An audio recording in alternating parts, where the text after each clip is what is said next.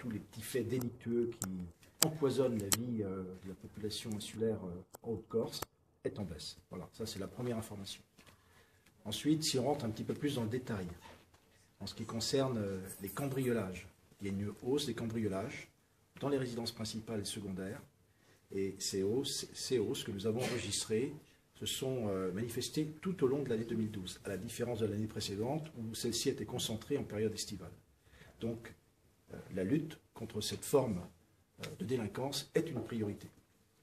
Ensuite, il y a d'autres formes de délinquance importantes, l'usage de produits stupéfiants, qu'on retrouve malheureusement sous une autre forme, la délinquance routière.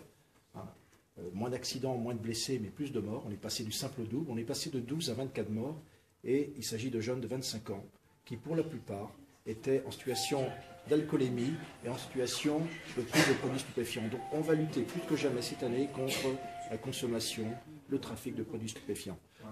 Je continue si vous le permettez. Les homicides.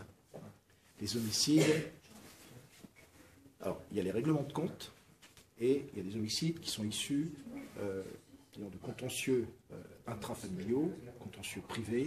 Alors, moins de morts cette année, 12 morts au lieu de 14 l'année précédente, mais plus de morts par règlement de compte.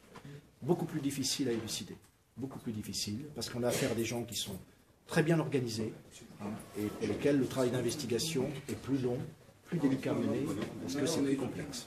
Alors, la lutte contre la grande criminalité pour l'année 2013 est une lutte qui va s'intensifier sous différentes formes. Tout d'abord par l'apport de moyens qui nous ont été attribués, par l'apport de moyens qui vont nous être attribués dans les services spécialisés, mais aussi par un apport qui n'existait pas jusqu'à présent, des services administratifs placés sous ma responsabilité et qui vont travailler de concert avec les services d'enquête placés sous l'autorité du procureur de la République. L'objectif, c'est de lutter contre cette délinquance tout à fait organisée dans le domaine du blanchiment. Donc on va s'y attaquer plus que jamais. Ça a commencé depuis le mois de mars de l'an dernier, dans les secteurs de l'immobilier, secteur du mobilier, dans les trafics divers, les mouvements de capitaux, tout ce qui résulte aussi du blanchiment qui vient des jeux, etc.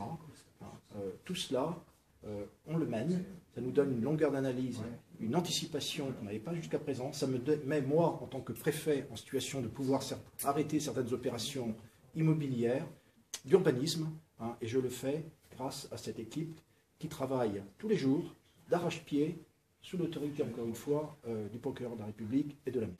Alors, c'est une cellule qui s'appelle cellule d'analyse opérationnelle des mouvements financiers, des transactions immobilières et des mouvements de capitaux. Donc, cette cellule travaille à partir d'un certain nombre de critères d'orientation que je n'ai pas détaillé ici, parce qu'elle est confidentielle, et je le fais avec, bien évidemment, l'autorité judiciaire. Ça permet à l'autorité judiciaire de progresser en matière d'investigation, et ça me permet, à moi, en tant que préfet de département, d'avoir un contrôle beaucoup plus serré sur certaines opérations, notamment d'urbanisme, que je peux arrêter et que je n'aurais pas forcément arrêté si cette cellule n'avait pas été mise sur pied.